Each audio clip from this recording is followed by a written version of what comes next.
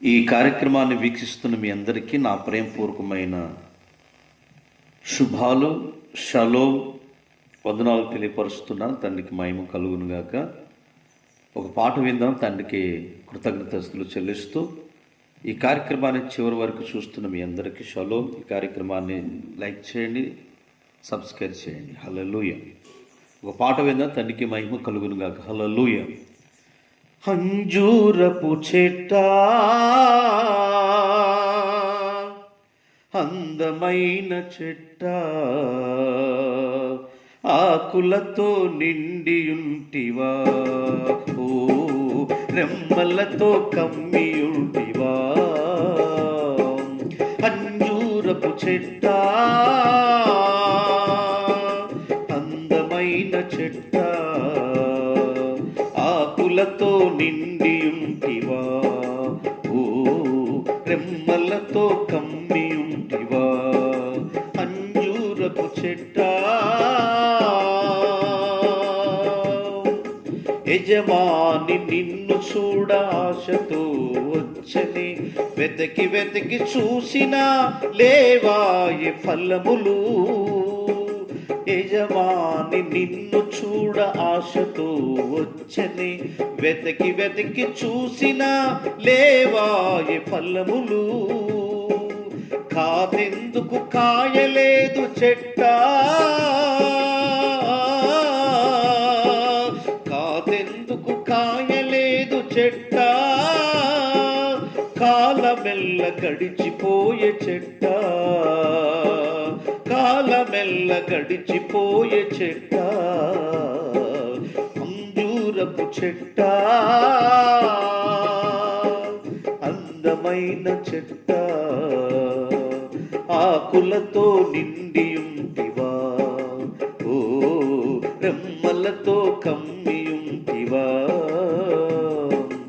అంజూరపు చెట్ట తోటమాలి నాటి నీరు పోసి ఎరువు వేసని, నీకెన్నో పరిచర్యలు చేసి నిన్ను పెంచనే. తోటమాలి నాటి నీరు పోసి ఎరువు వేసని, నీకెన్నో పరిచర్యలు చేసి నిన్ను పెంచనే. కాదెందుకు కాయలేదు చెట్ట, కాదెందుకు కాయలేదు చెట్ట,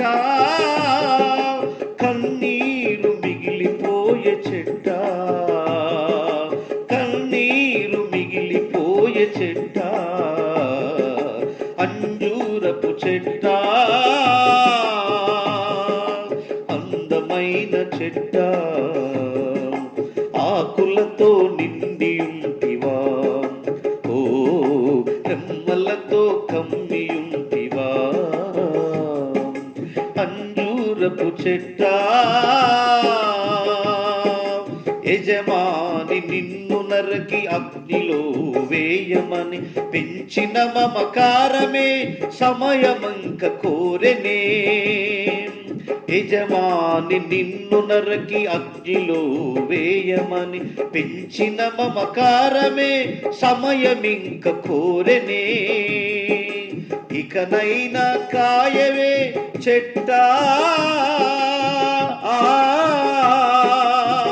ఇకనైనా కాయవే చెట్ట, నా చేతులతో పెంచుకున్న చెట్ట,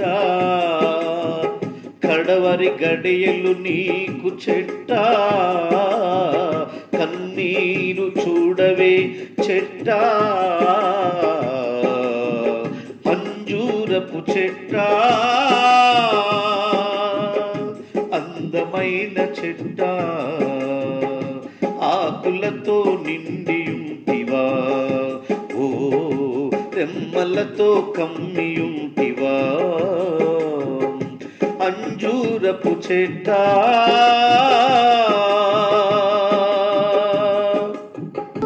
చాలా సంతోషం. ఒక శ్రేష్టమైన వాక్య భాగాన్ని, ఈ వాగ్దానాన్ని రాత్రికాల సమయంలో మనం విందాము. తండ్రికి మహిమ. పరిశుద్ధ గ్రంథమైన బైబిల్ నుండి మత్తయి సువార్త 9వ అధ్యాయం 16-17 వచనంలో ఒక అద్భుతమైన మాట రాయబడింది. ఎవడను పాత బట్టకు క్రొత్త బట్ట మాసిక వేయడు, పాత తిత్తుల్లో క్రొత్త ద్రాక్ష రసము పోయరు అని రాయబడింది.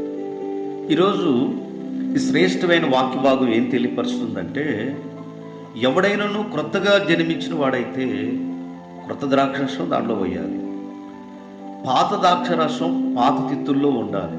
ఈయన ఏమంటాడంటే, ఈ వాక్యాన్ని రాసినట్టు బైబిల్ గ్రంథంలో, ఈరోజు పాత బట్ట పాత దానికి వేస్తే అది కొంచెం కనపడదు, కొత్త బట్టకు ఈరోజు కొత్తగా ఉన్న బట్టకి పాత మాస్కి వేస్తే ఎలుతి కనపడింది, అదే ఏలిబెట్టి చూపించింది అనమాట. చూడండి, ఒక అందమైన ఇల్లు కట్టుకొని ఆ ఇంట్లో ఏదైనా ఎలుతిగా ఆ గోడ మీద మరక కనపడింది, అదే మరక మనం చూపిస్తూ ఉంటుంది. ప్రియ సహోదరి సహోదరులారా, ఎవడనో పాత బట్టకు క్రొత్త బట్ట మాసిక వేయడు, పాత తిత్తుల్లో క్రొత్త ద్రాక్షరసం పొయ్యడు అని ఇదే మాట లోకసువార్త 5:36-37 వచనంలో, ఎవడను పాత తిత్తుల్లో క్రొత్త ద్రాక్షరసం పొయ్యడు అని ఈ మాట చదివిస్తూ ఉంది. కనుక మనము క్రొత్తగా జన్మించిన వారుగా ఉండాలని బైబిల్ గ్రంథంలో యోహాను అధ్యాయం 3వ అధ్యాయం 3వ వచనంలో కూడా రాయబడింది. అలాగనే 1 పేతురు 2వ అధ్యాయం 3వ వచనంలో క్రొత్తగా జన్మించిన శిశువును పోలిన వారై ఉండాలంటున్నాడు.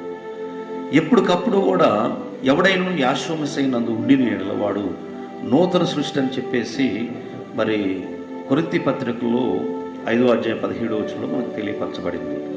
ఈరోజు ఎవడైనా క్రొత్తగా జన్మించిన ఎడల వాడు కొత్తగానే ఉండాలి, పాతదంతా తీసివేయాలి, క్రొత్తగా బ్రతకాలనే ఆశ వారిలో ఉండాలి. పాత జీవితాన్ని వదిలిపెట్టి క్రొత్త జీవితాన్ని జీవించి క్రొత్తగా బ్రతకాలనే ఉద్దేశం వాళ్ళు ఉన్నప్పుడే వాడు జీవిస్తాడని లేఖనాల్లో రాయబడింది. ఒక వ్యక్తి, నికోదేము అనే వ్యక్తి 3వ అధ్యాయం యోహాను సువార్త 3వ వచనంలో, ఒకడు క్రొత్తగా జన్మిస్తేనే గాని అతడు యావే రాజ్యమును చూడడు అని రాయబడింది. చూడటమే క్రొత్తగా జన్మించాలన్నమాట. ఈరోజు ఎవరైతే పాత తిత్తుల్లో కొత్త ద్రాక్షరసం పోతున్నారో, ఎవడైనా పాత బట్ట కొత్త బట్ట మాసికేయడు అని ఈ లేఖనంలో రాయబడింది. కనుక ప్రియ సహోదరి సహోదరులారా, మనం క్రొత్తగా జన్మించిన వారుగా, మనం అనేకులకు మాదిరిగా ఉండేవారుగా ఉండాలని నిజంగా పేతురు అంటాడు. మీరు క్రొత్తగా జన్మించిన శిశువులకి ఏం అర్థం కాదన్నమాట. ఎందుకంటే వారు ఏమంటారు అప్పటికప్పుడే మర్చిపోతారు. మనం కూడా ఎవరు తిట్టినా, ఎవరి మీద ద్వేషం అన్నా నిజంగా వాళ్ళ మర్చిపోయి యావే రాజ్యానికి చోటు సంపాదించుకునే వ్యక్తులుగా ఉండాలని ఈ వాక్యం అర్థం చెప్తూ ఉంది. చాలామంది చెప్పేవారు లెక్క ఉంటారు కానీ చేయరు వాళ్ళు. అలాగనే మనకి మత్తయి సువార్త 23వ అధ్యాయం 2వ వచనంలో, శాస్త్రులు పరిసయ్యులు మోషే పీఠం మీద కూర్చున్నవారు గనుక వారు మీతో వాటిని చెప్పెదరు గనుక మీతో వారు వాటినన్నిటినీ అనుసరించి గైకున్నట్టు అయినను వారి క్రియల చొప్పున చేయకండి, వారు చెప్పెదరే గాని చేయెదరు. ఇది శాస్త్రులు పరిచర్యలు చేసే ఒక పరిచర్య అన్నమాట. ఎవరైనా ఉంటే వారిని ఏమంటాడంటే, మోషే గారు ఉన్నారు, మోషే పీఠ మీద కూర్చొని, బలిపీఠాల మీద అగ్రపీఠాల మీద కూర్చొని, ఎవరిళ్ళు శాస్త్రాన్ని ఎరిగినట్టు వాళ్ళే పరిచర్యలే. బాబు దశభాగం తెస్తారా, కానుకలు తెస్తారా, పరదవంతు తెస్తారా, ఇదిగో మీరు ఏం చేస్తారని చెప్పుతారు, వాళ్ళు ఆజ్ఞాపిస్తారు కానీ వారు చేయరు. ఎందుకనంటే వారిని ఏమంటారంటే లోకసువార్త 23-27 వచనంలో, అయ్యో వేషధారులైన శాస్త్రులారా పరిసయ్యులారా, మీరు సున్నం కొట్టిన సమాధులను పోలి ఉన్నారంటాడు.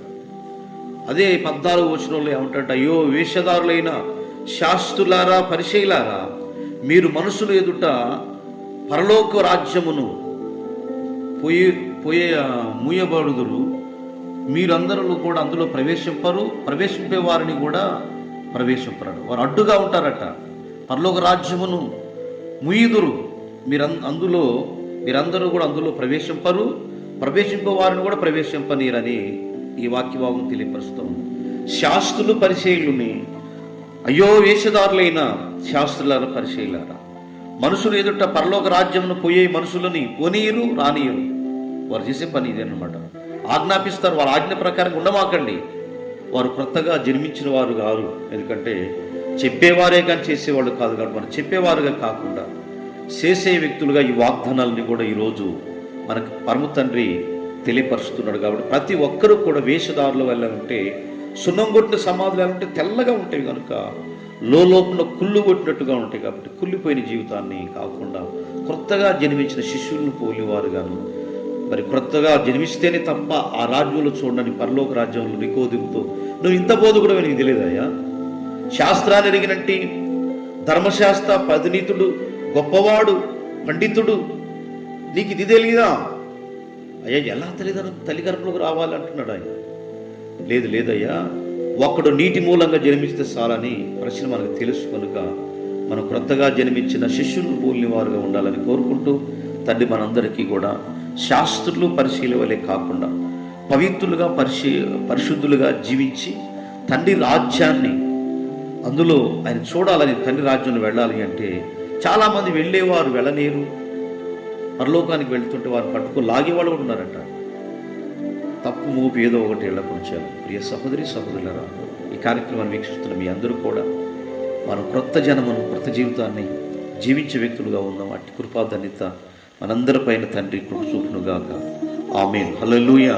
తండ్రికి ఘనత మహిమ ప్రభావాలు కలుగునుగాక. మహాగణుడ పరిశుద్ధుడా, ఈ కార్యక్రమాన్ని ఎందరైతే వీక్షించారో వారందరినీ ఆశీర్వదించి కృపతో నింపండి. ఇది నాయన ఎందరికైతే తెలియపరచబడిందో వారందరూ ఆశీర్వదించబడి వారి కుటుంబాలు దీవించమని, చివరి దాకి కార్యక్రమాన్ని వీక్షించిన బిడ్డలందరినీ దీవులతో నింపి సహాయం చేయమని, సహకరిస్తున్న బిడ్డలందరినీ ఆశీర్వదించమని ఘనత మహిమ ప్రభావాలు మీకు చెల్లిస్తూ మెస్సయ్య వారి నామం ద్వారా అడుగుతున్నాం తండ్రి. ఆమేన్. మీ అందరికీ నా ప్రేమపూర్వకమైన షాలోం అండి. కార్యక్రమాన్ని అనేకులకు తెలియపరచండి, అలాగే సబ్స్క్రైబ్ చేయండి, అలాగే అనేకులకు షేర్ చేయండి. తండ్రి మనందరినీ ఆశీర్వదించండి. షాలోం అండి.